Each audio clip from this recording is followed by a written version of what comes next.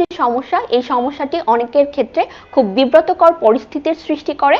আজকে আমরা কথা বলবো এ ধরনের সমস্যার সমাধান বিষয়ে। ত্বকের অ্যালার্জির বিভিন্ন কারণে হতে পারে, অনেকের ক্ষেত্রে অ্যালার্জিজনিত কারণে সেটি হতে পারে, যেটি সাধারণত কেমিক্যালের কন্ট্যাক্টে হতে পারে, বিভিন্ন ধরনের খাবারের কারণে হতে পারে অথবা ধুলাবালির কারণে হতে পারে।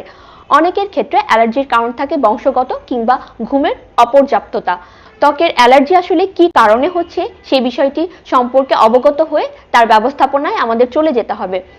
ত্বকের অ্যালার্জি প্রতিরোধ করতে আমাদের খাদ্য ব্যবস্থাপনাও কিন্তু খুব গুরুত্বপূর্ণ। আমাদের খাবার যদি সঠিক না হয় কিংবা যে খাবার আমরা গ্রহণ করছি সেটি যদি আমাদের অ্যালার্জির সৃষ্টি করে, তাহলে কিন্তু বিভিন্ন ধরনের অ্যালার্জিগত সমস্যার সৃষ্টি হতে পারে। আজকে আমরা কথা বলবো কি ধরনের খাবার ডায়েটে অন্তর্ভুক্ত করলে ত্বকের অ্যালার্জি কিছুটা কমানো সম্ভব। ত্বকের অ্যালার্জি কমাতে ভিটামিন সি খুবই গুরুত্বপূর্ণ একটি খাদ্য উপাদান, কারণ ভিটামিন সি অ্যান্টি ইনফ্লামেটরি উপাদান হিসেবে কাজ করে। তাই আমরা যখন ত্বকের অ্যালার্জিজনিত বিভিন্ন সমস্যায় ভুগবো, যদি ভিটামিন সি যুক্ত খাবার ডায়েটে অন্তর্ভুক্ত করি, তাহলে সহজে কিন্তু আমাদের অ্যালার্জির সমস্যা সমাধান করা সম্ভব। তবে মনে রাখতে হবে অনেকের ক্ষেত্রে ভিটামিন সি এও অ্যালার্জির সৃষ্টি হতে পারে। সেই ক্ষেত্রে এটি যদি আপনার অ্যালার্জির সমস্যা আরও বাড়িয়ে তোলে, অবশ্যই আপনাকে ভিটামিন সি সমৃদ্ধ খাবারকে স্কিপ করতে হবে। ত্বকের অ্যালার্জির সমস্যায় অ্যান্টিঅক্সিডেন্ট সমৃদ্ধ খাবার খুব গুরুত্বপূর্ণ ভূমিকা পালন করে, কারণ অ্যান্টিঅক্সিডেন্ট সমৃদ্ধ খাবার একই সাথে অ্যান্টিভাইরাল এবং অ্যান্টি ইনফ্লামেটরি উপাদান হিসেবে কাজ করে থাকে।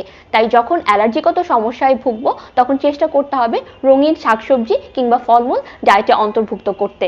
বায়োফ্লাভোনয়েড সমৃদ্ধ খাবার। ত্বকের অ্যালার্জি মেটাতে বায়োফ্লাভোনয়েড সমৃদ্ধ খাবার কিন্তু খুব গুরুত্বপূর্ণ।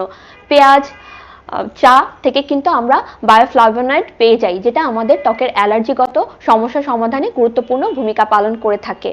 ত্বকের অ্যালার্জির সমস্যা সমাধানে আরেকটি গুরুত্বপূর্ণ উপাদান হচ্ছে ফ্যাটি ফুড, অর্থাৎ এসেনশিয়াল ফ্যাটি অ্যাসিড সমৃদ্ধ খাবার, যেমন বিভিন্ন ধরনের বীজ, বিভিন্ন বাদাম, chia seed, flax seed, avocado, olive অয়েলের মতন খাবার থেকে খুব সহজে হেলদি ফ্যাট পাওয়া যায়। পাশাপাশি সামুদ্রিক মাছ, খোলকে আবৃত মাছ, এ ধরনের খাবার থেকে কিন্তু সহজেই হেলদি ফ্যাট পাওয়া যায়, যেটি আমাদের এসেনশিয়াল ফ্যাটের যোগান দেয় এবং আমাদের অ্যালার্জিগত বিভিন্ন সমস্যার সমাধান করতে সাহায্য করে থাকে। কি ধরনের খাবার গ্রহণ করবেন সেটির পাশাপাশি যখন অ্যালার্জিজনিত সমস্যায় ভুগবেন, চেষ্টা করবেন কয়েক ধরনের খাবার আপনার খাদ্য তালিকা থেকে বাদ দিতে।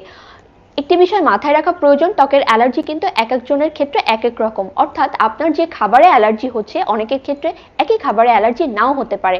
আপনি যদি এক ধরনের খাবারে অ্যালার্জি বোধ করে থাকেন, চেষ্টা করবেন সে ধরনের খাবার আপনার ডায়েট থেকে বাদ দিতে। এছাড়া অতিরিক্ত লবণ বা উচ্চ সোডিয়ামযুক্ত খাবার ডায়েট থেকে অবশ্যই বাদ দিতে হবে, কারণ অতিরিক্ত লবণ এবং সোডিয়াম জাতীয় খাবার আমাদের শরীরে পানি ধরে রাখতে সাহায্য করে, যেটি আমাদের শরীরে বা ত্বকের বিভিন্ন ফোলাভাব বা বিভিন্ন অ্যালার্জির কারণ হতে পারে। তাই ত্বকের এ ধরনের অ্যালার্জির সমস্যা এড়াতে চেষ্টা করতে হবে কাঁচা লবণ কিংবা পাতে লবণ খাওয়ার অভ্যাস পরিত্যাগ করতে। পাশাপাশি যে খাবারগুলোতে উচ্চ সোডিয়াম পাওয়া যায়, যেমন বিভিন্ন ধরনের প্যাকেটের খাবার, চিপস, চানাচুর, এ ধরনের খাবার অবশ্যই ডায়েট থেকে বাদ দিতে হবে।